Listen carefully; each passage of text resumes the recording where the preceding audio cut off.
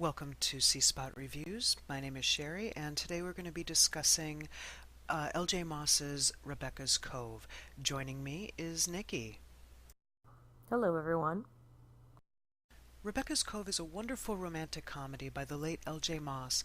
Honestly, all of Moss's work is great.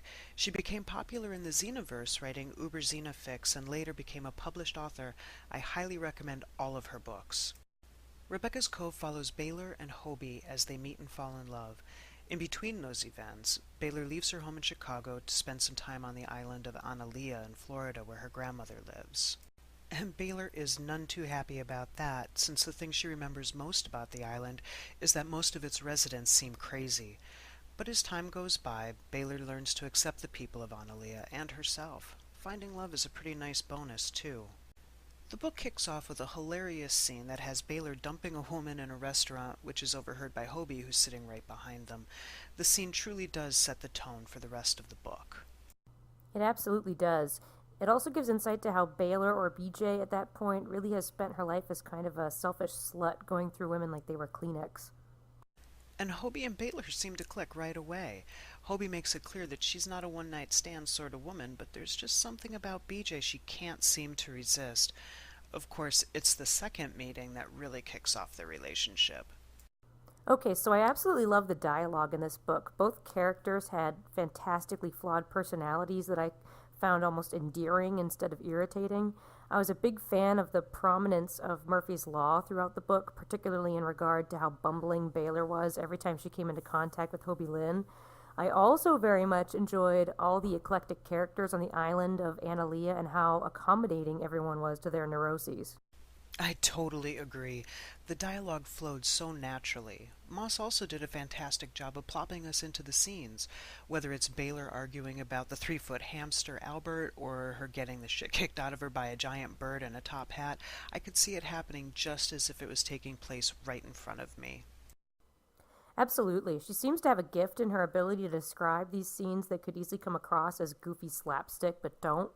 And I love how Baylor gets taken in by the island's inhabitants and starts being just obsessed with watching the same Spanish soap opera as everyone else at the restaurant.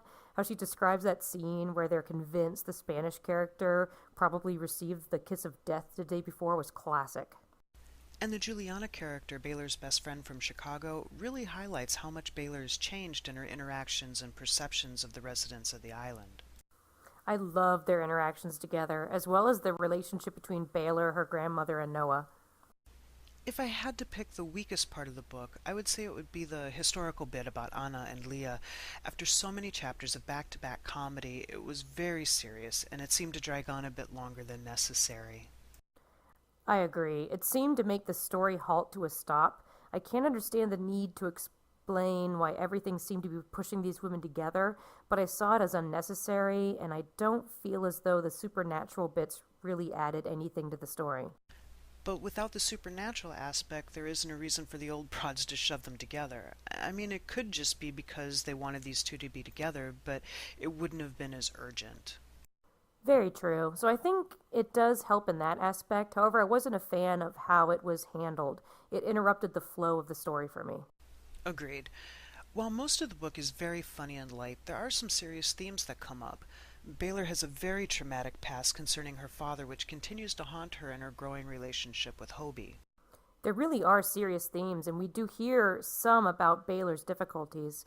However, I would have liked to hear more about Hobie's past, particularly her decision to have Noah. It goes into it a bit about how she had some difficulties before quitting human based medicine, but aside from that, she doesn't really talk about why she suddenly decided to have a child or where that fit into her mind frame in the past. You know, you're absolutely right. I think I was waiting to hear more about that, but it really got minimal attention in the book. That didn't quite make sense to me, particularly since Baylor was so curious about Noah's father and she kept trying to get information out of him about it. However, overall, it was a highly enjoyable story and one that I will likely keep on my rainy day list when I need to pick me up. I wish I could disagree with you in any way on this, but I can't. So there you go. Go buy the damn book. Now. What the hell are you waiting for? And if you're a fan of the Amazon, be sure to go to the C store and help support our work. Head over to reviews.c-spot.net for a link and more information on what we do. Thanks for joining us, and we'll see you next time.